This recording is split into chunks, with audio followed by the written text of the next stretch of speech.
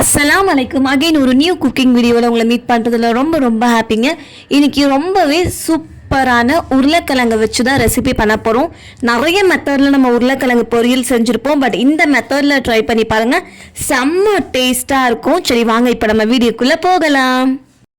கடாய் சூடானதுமே ஸ்டவ்வை மீடியம் ஃப்ளேமில் வச்சுட்டு 1/2 ஸ்பூன் அளவுக்கு சீரகம், 1/2 ஸ்பூன் அளவுக்கு சோம்பு, காரத்திற்கு ஏற்ப வரமிளகாயை சேர்த்துட்டு 2லேருந்து 3 நிமிஷம் அளவுக்கு அதை நல்லா ரோஸ்ட் பண்ணுங்க. எண்ணெய் எதுவுமே சேர்க்க வேண்டாம். நமக்கு பார்த்தீங்கன்னா இந்த சீரகம் பொரிய ஸ்டார்ட் ஆகும். அந்த ஸ்டேஜில் நம்ம ஸ்டவ்வை ஆஃப் பண்ணால் போதும்.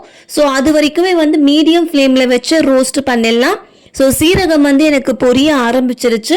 ஸ்டவ்வை ஆஃப் பண்ணிவிட்டு இதை வேற ஒரு பாத்திரத்தில் மாற்றிட்டு இதை நல்லா கம்ப்ளீட்டாக ஃபேன் காற்றுல ஆற வச்சுடுங்க. ஆற வச்சுட்டு ஒரு பிளெண்டரில் மாற்றிட்டு நல்லா கொரன்னு சொல்லிட்டு அரைச்சி எடுத்துக்கணும். தண்ணி எதுவும் சேர்க்கக்கூடாது, ரொம்ப ஃபைன் பவுடராகவும் இருக்கக்கூடாது. நல்லா கொரன்னு சொல்லிட்டு இருக்கிற மாதிரி அரைச்சி எடுத்துக்கோங்க. இப்போ அதே பேன்ல ஒரு 3 டேபிள் ஸ்பூன் அளவுக்கு எண்ணெய் சேர்த்துக்கோங்க. எண்ணெய் சூடானதுமே 1/2 ஸ்பூன் அளவுக்கு சீரகம், ஒரு மீடியம் சைஸ் வெங்காயத்தை நல்லா ஃபைனா சாப் பண்ணி ஆட் பண்ணிக்கோங்க. வெங்காயம் நமக்கு கொஞ்சம் போல வதங்கி வந்ததுமே 1/2 ஸ்பூன் அளவுக்கு நம்ம பெருங்காயம் சேர்த்துக்கலாம். சேர்த்துட்டு இப்போ நமக்கு வெங்காயம் பார்த்தீங்கன்னா நல்லா ஒரு கோல்டன் ப்ரௌன் கலர்ல வதங்கி வரணும். ஸோ அது வரைக்குமே நம்ம நல்லா இதை வதக்கி எடுத்துக்க போறோம். வெங்காயம் இந்த அளவுக்கு வதங்கி வந்ததுமே ஸ்டவ்வை மீடியம் ஃப்ளேமில் வச்சுட்டு ஒரு குட்டி தக்காளியை கட் பண்ணி சேர்த்துக்கோங்க.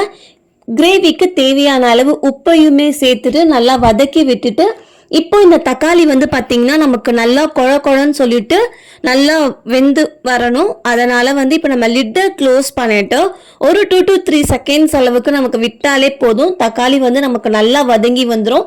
ஸோ 3 செகண்ட் கிட்ட ஆயிடுச்சுங்க. நமக்கு தக்காளி சூப்பராகவே வெந்து வந்திருக்கு.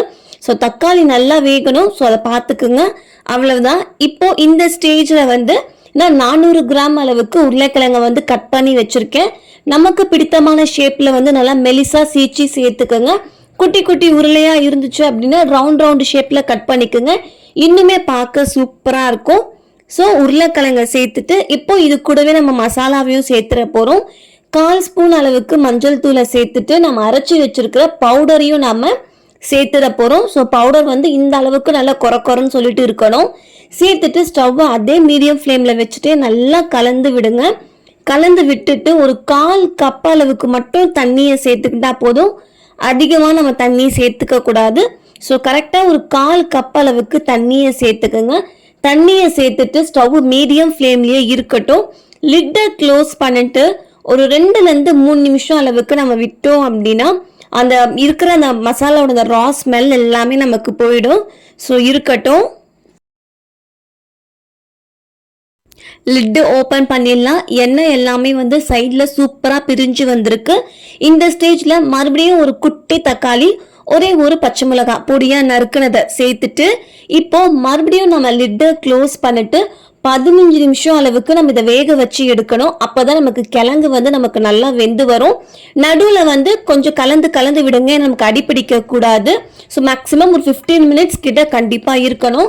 ஸோ எனக்கு 15 மினிட்ஸ் ஆயிடுச்சுங்க. ஸோ எனக்கு கிழங்கு பார்த்தீங்கன்னா சூப்பராகவே வெந்திருக்கு. நான் ஜஸ்ட் அப்படியே மிக்ஸ் பண்ணும்போதே பாருங்க என்னோட காய் எப்படி கட் ஆகுதுன்னு சொல்லிட்டு. ஸோ அந்த அளவுக்கு பயங்கர சாஃப்டாக நமக்கு குக் ஆயிருக்கு. பர்ஃபெக்டாக இருக்குங்க. இதே மெஷர்மெண்ட்டில் செஞ்சீங்க அப்படின்னா. ஸோ ஃபைனலாக கட் பண்ண கொத்தமல்லி கருவேப்பிலையை சேர்த்துட்டு சர்வ் பண்ணீங்க அப்படின்னா அம்புட்டு டேஸ்ட்டாக இருக்கும். கண்டிப்பாக ட்ரை பண்ணி பாருங்கள்.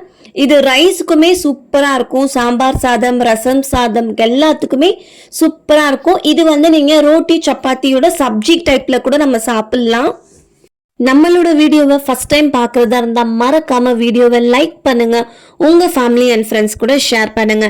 இது வரைக்கும் நம்ம சேனலை சப்ஸ்கிரைப் பண்ணலாம் அப்படின்னா மறக்காம சேனலை சப்ஸ்கிரைப் பண்ணுங்க. பக்கத்தில் இருக்கிற பெல் பட்டனையும் ப்ரெஸ் பண்ணுங்க. அடுத்த ஒரு வீடியோவில் சந்திக்கும் வரை tata bye bye and thanks for வாட்சிங்.